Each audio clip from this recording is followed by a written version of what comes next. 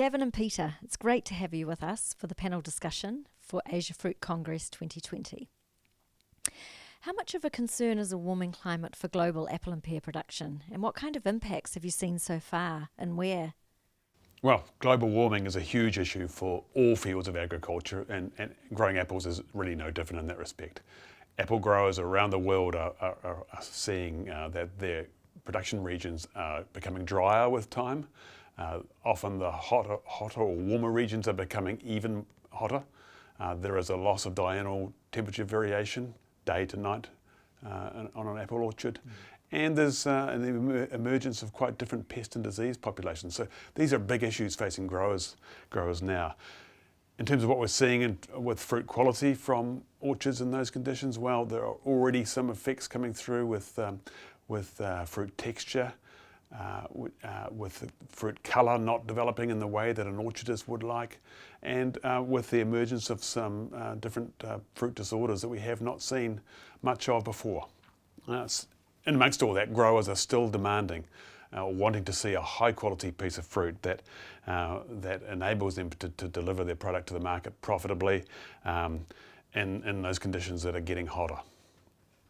And how do you see these new varieties bred under the Hot Climate Program differ from existing varieties, and how do you address these issues? The program does rely on draws on the expertise at Plant and Food Research in New Zealand and also our partners IRTA in Spain. What is different about this program is that right from the outset, the breeding selections were made in Spain in those very hot growing conditions that the industry is confronting today. And so the products that are emerging from the pipeline have already been selected with those particular challenges in mind, and they win through. The Hot Climate Program started in 2002, so the varieties have been close to 20 years now under development. The global commercialisation process is now underway with T&G Global. Can you explain the plans here? What are the new varieties being planted, and will they come to represent a significant percentage of global production?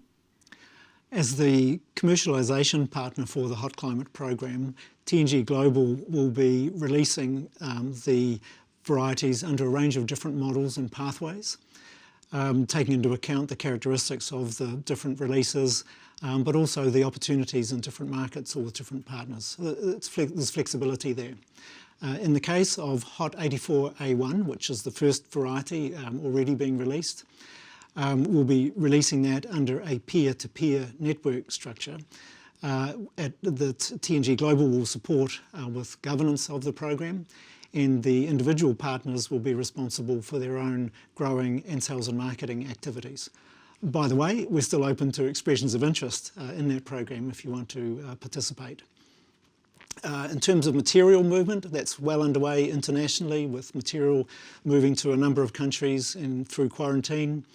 We have an evaluation network established, and we have trial plantings already existing in Spain and elsewhere in continental Europe, the United Kingdom, and also in Australia.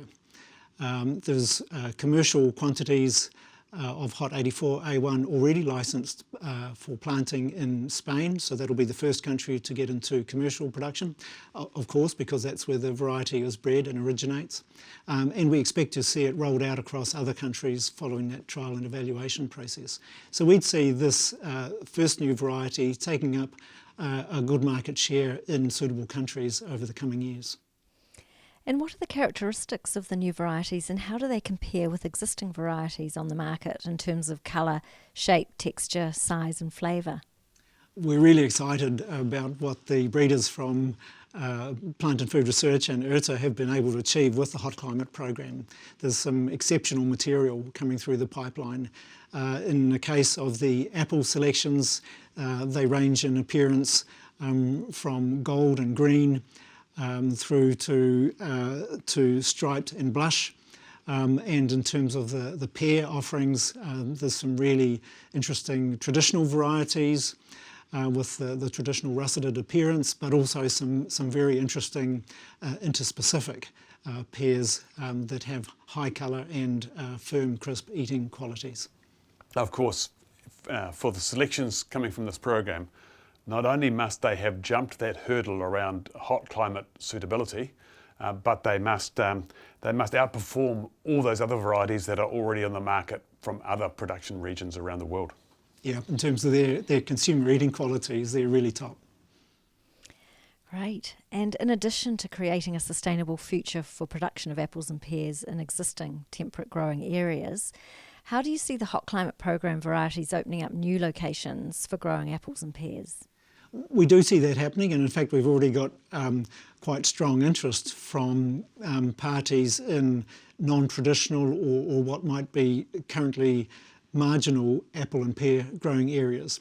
And we see that contributing to an expansion of the overall apple market worldwide to tap into currently unmet consumer demand.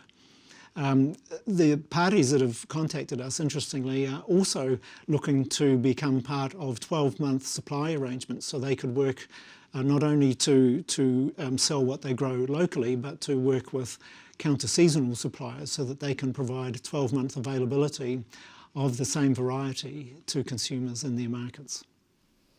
And what will the Hot Climate Program mean for the global apple and pear category in terms of the consumer offering? Will the program facilitate more consistent, high-quality supply? And will it mean production is grown closer to consumers? No, absolutely. In fact, these are trends that we would hope, we believe this program plays right into. The varieties, the newer varieties, will provide growers with more options in terms of what varieties they can plant. Potentially, it opens up markets much closer to their production region, and a shorter supply chain is good for the environment for a range of reasons. Yeah, and that lower environmental footprint would be in terms of things like potentially reduced inputs for growing, but also the shorter supply chains. And of course, growing closer to consumption or closer to market means fresher fruit, good access to high quality fresh fruit. And the ability to work with the same variety from counter-seasonal suppliers, as I said before, means that consumers will be able to be offered 12-month supply of their preferred variety around the year. And do you see similar breeding programs for other fruit categories focused on developing varieties that can withstand a warming climate? Is more funding and research going into this field? Yes, we do believe this will be an increasing focus for breeding programs around the world.